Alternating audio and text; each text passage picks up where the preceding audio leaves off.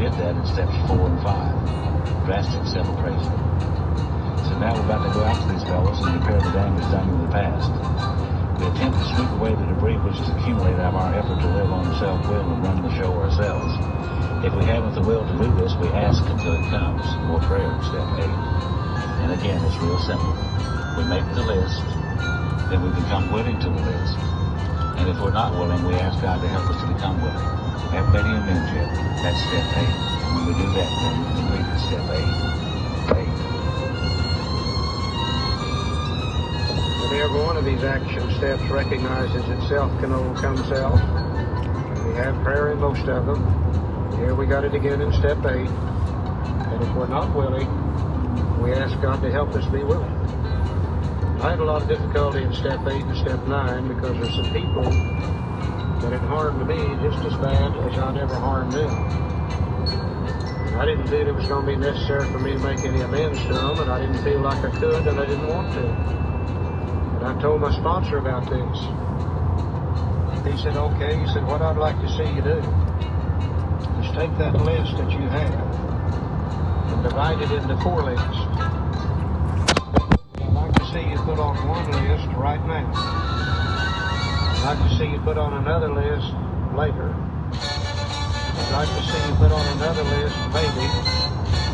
And I'd like to see you put on another list never. He said those that you love and you want to make amends to them right now, put them on that list. Those that you know you're going to do it sooner or later, but you're not too keen about it, put them on the later list. He said those that you aren't sure about, you may or may not, put them on the maybe list. And he said, put the second ones on the later and then put the third ones on the maybe list. And he said then those you're never going to make amends to, put them on the never's list. And then he said, I want you to start making your amends to the right now. And he said, by the time you're through with that, you'll probably be ready to do some later. By the time you're through with the later's list, you'll probably be ready to do some maybes. And he reached to his billfold and got out a $20 bill, and he said, I'm going to bet you $20. By the time you're through with the maybes, you'll be ready to start on the nevers. And the old fool was exactly right. I was trying to block myself off entirely from step 8 and 9 by using 3 or 4 names, and he didn't let me do that. He gave me a process by which I could become willing to make amends to them all eventually, and it really didn't work for me. So if you got that problem, or you're working with somebody who's got this problem, try the 4 lists.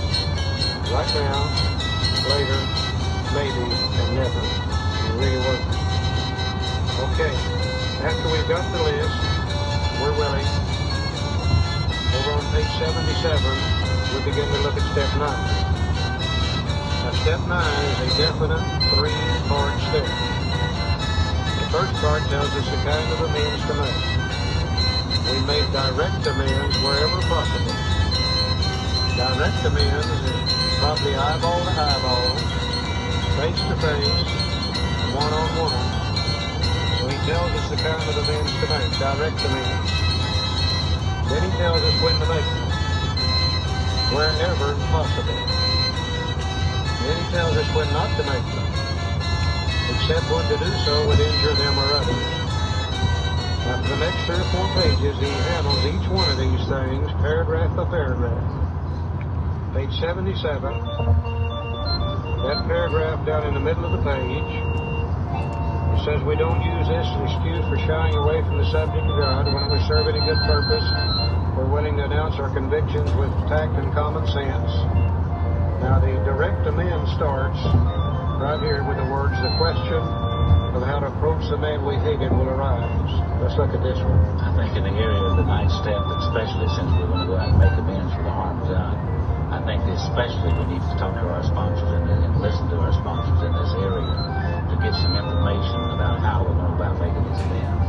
Because we can go out in our zeal to make amends and cause a whole lot more harm than we had intended or had ever done prior to that, just trying to make amends. So check with your sponsor in this area, lay out how you're going to do it, what you propose to do, and see what he says. Very, very important. So the question of how to approach the man we hated will arise. It may be he's done us more harm than we've done him. And though we may have acquired a better attitude toward him, we're still not too keen about admitting our faults. Nevertheless, with a person we dislike, we take the bit in our teeth. It's harder to go to an enemy than to a friend, but we find it much more beneficial to us. We go to him in a helpful, forgiving spirit, confessing our former ill feelings and expressing our regret. Now, under no condition do we criticize such a person or argue. Simply, we tell him that we will never get over drinking until we've done our utmost to straighten out the facts. We're there to sweep off our side of the street, realizing nothing worthwhile can be accomplished until we do so. Never trying to tell him what he should do. His faults are not discussed, and we stick to our own. Now, if our manner is calm, frank, and open, we can be gratified with the result. In 9 cases out of 10, the unexpected